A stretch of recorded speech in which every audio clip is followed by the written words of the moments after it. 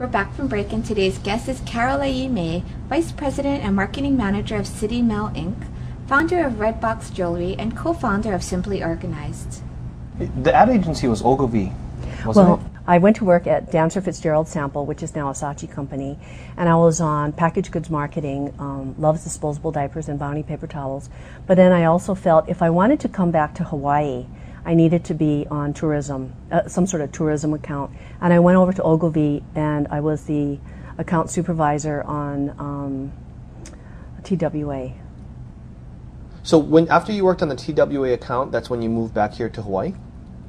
Right. We moved back here to Hawaii because we thought this was really the best place to raise children, the best place to have hapehali children, and my family was here. And the economy was booming in Hawaii at that time? No. No? Interest rates were something like 16%.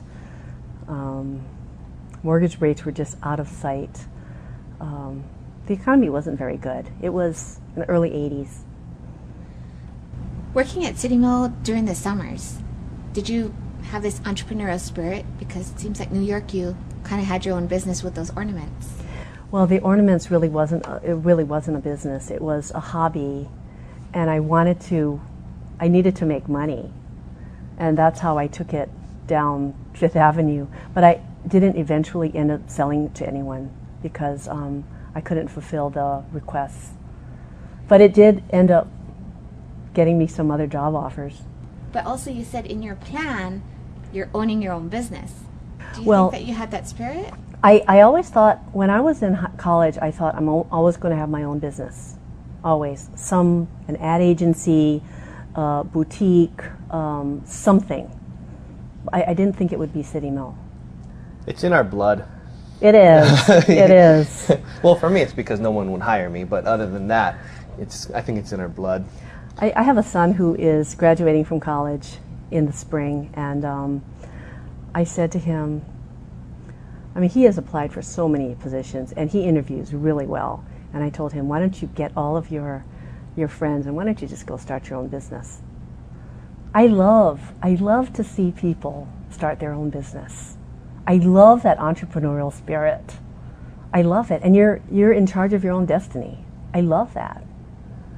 So when you moved back to Hawaii, did you already have a position waiting for you, or were you going to start your own deal, or? Oh no, or what? I was. I always felt, I had to get a bunch of experience.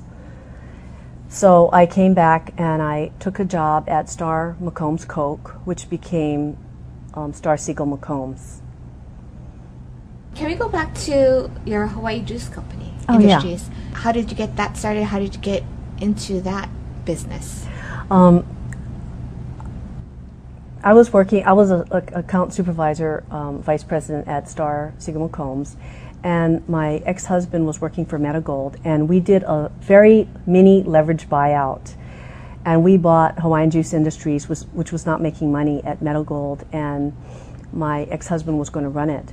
But then he got a job offer to work in commercial real estate, which is something he always wanted to do, and he said, would you quit your job and run this business? And I thought, the juice business? I don't know anything about this. And he said, you can do it, I know you can. And I did. I quit my job. I was also hapai with my second son. So we went to all these banks, and many of these banks would say, we're not going to loan you this money unless your father co-signs it. And we said, no way. This is a really sound business proposition, and several banks said it was one of the best proposals that they had ever seen. Anyway, we did get we got a loan from First Interstate Bank, and we paid it off in a year. It was a lot of work. Thanks, Carol. We'll talk more about that after the break. Thanks for tuning in. Stay tuned for more on Greater Good Radio.